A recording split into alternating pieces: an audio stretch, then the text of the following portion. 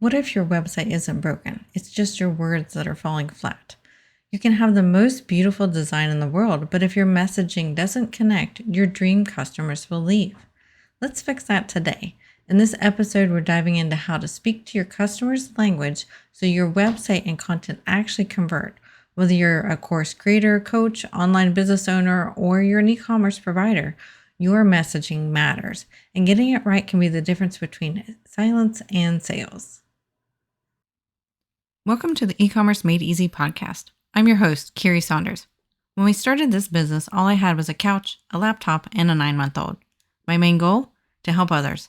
Now, with over 20 years in the e-commerce building industry and even more than that in web development, I have seen a lot. I love breaking down the hard tech into easily understandable bits to help others be successful in their online business. Whether you're a seasoned e-commerce veteran or just starting out, you've come to the right place.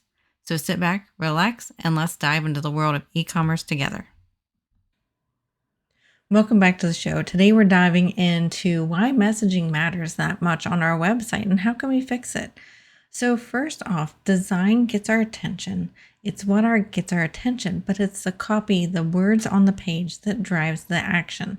So while we need to have a great looking website and a great design, we need to have the words behind it to create that action on the website.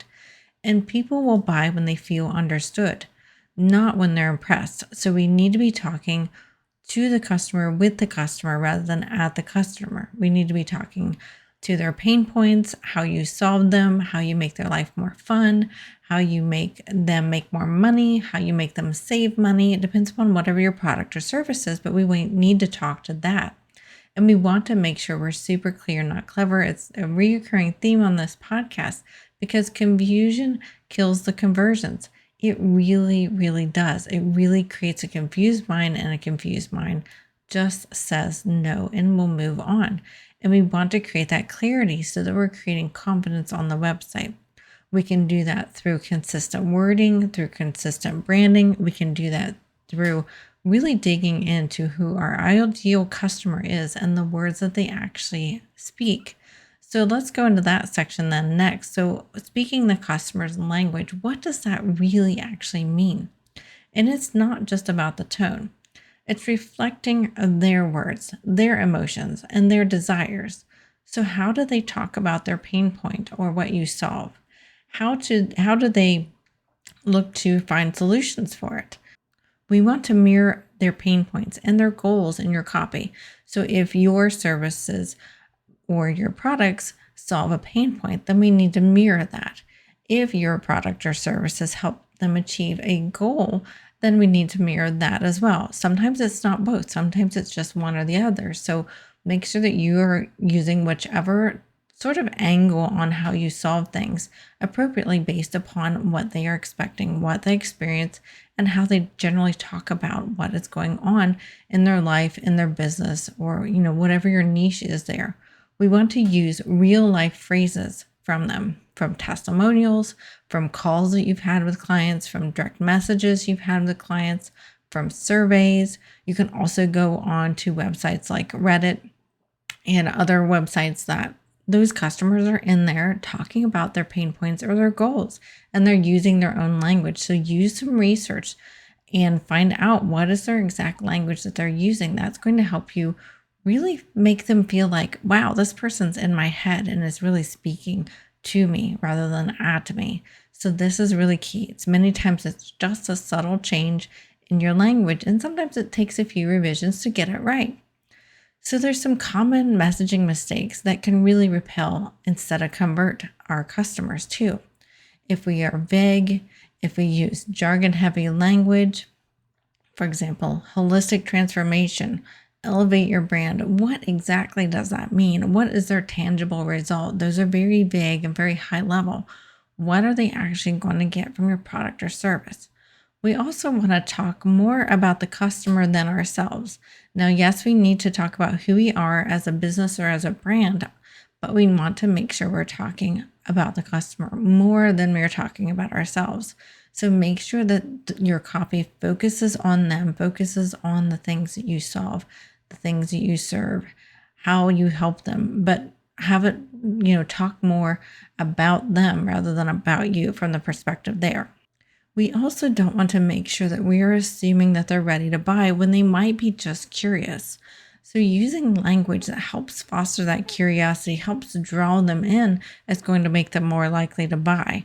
So just start talking to them about buying this product or buying this service and all the features of it doesn't really work very well when we're talking about the benefits of what you do and how it can solve potential problems. That's going to create more curiosity, and that's going to create more trust and more ability to convert that person into an actual customer rather than just a visitor. So we want to make sure that we are not assuming that they're ready to buy, and we want to genuinely create that curiosity, that want to know more about your business and how you can help them, than just trying to sell. Nobody loves to just be walked up to and be sold to. I'm sure you can agree and remember some situations where you just felt like, geez, could they just back off a bit? I'm just curious. I just want some information. I'm just in the information gathering stage at this point. So we need to be aware that we're not being too salesy and too pushy in our messaging as well. So there's a few simple steps that we can do to improve our messaging today. So first, we want to identify our ideal customer's actual words. And we alluded to this some earlier. We want to do this through interviews, reviews they have written on websites, competitors' comments too. You could be looking at, let's say you go to Amazon and you search for a type of book that is a pain point that you solve.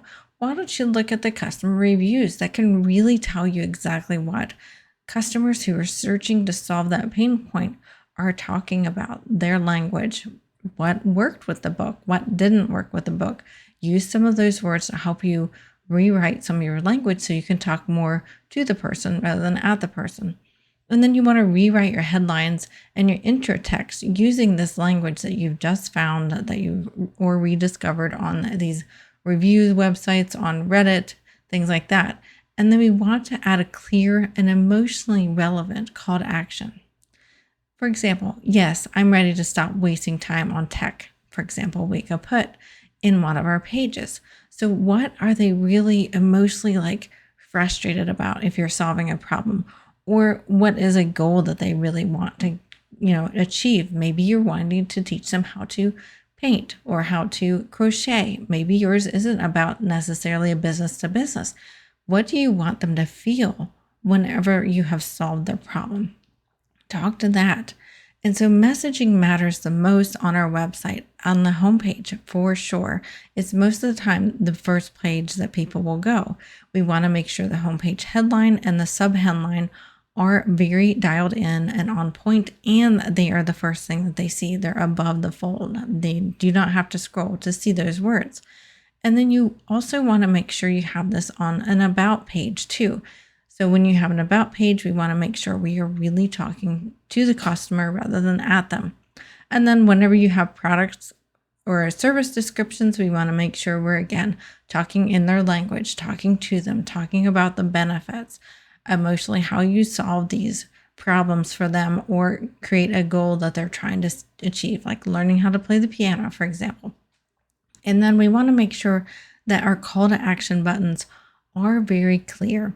So let's work together, for example, or book your free call. So we want to make sure that those are really clear and tell the person exactly what they're going to get rather than click here or find out more information. That's a bit too vague. We want to be very specific. Let's work together, or versus book your free call. How is that? Which one is going to apply better for you? So a bonus tip too, if you want to test your messaging, I encourage you to read your homepage aloud to a friend or use a tool like Hotjar to see where people drop off. Data can really tell the truth. And when you pick that friend, or whether it's a product to help you out, really look at it from a perspective of, is this person potentially aligned with my ideal customer? Because we might want to test it with somebody who is aligned with our ideal customer, as well as somebody completely out in a different area, because you're going to get a bit different perspective. And then I want you to take that in mind whenever you're analyzing that. Sometimes it's good to get a perspective from somebody completely not aligned with what you're helping with, because they might come up with some questions that a person who's a bit more familiar with what you solve or who you serve might come up with. And they might bring up some good points of some things that people aren't talking about that are in the niche that you are targeting. So you might want to potentially use that. And there's some cases where you might not want to, but do consider that, because it may be a great view into the world of your potential customers. So your words have power, and when they're dialed in, your website becomes a magnet for the right clients. And I want to make sure that we're pretty clear here, as we want to make sure that wording is really nailed down. It really can make a difference.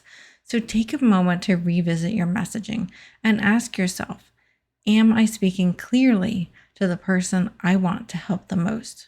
Are you speaking to the ideal person you want to help? Not just anybody off the street, the truly ideal goal person. Start small and just update your headline. Maybe you adjust a call to action. Maybe you swap in some customers' words for what was your own, and see what the difference makes. Measure this out. Give this a few weeks to thoroughly test, because we don't want to be changing too many things on our website at once. And so that are some great steps to really going down that path of starting to make sure our messaging is correct on our website. That's all we have for this week's episode of the E-commerce Made Easy podcast. I sure hope it was helpful to you and gave you some great small actionable steps to make those little tweaks to your website that can really, really make a big difference. And if you love our podcast, make sure you rate or review it on Apple Podcasts or your favorite podcast player, as that helps spread the word to others just like you that need help with their online business and their online business tech. And we will see you next week.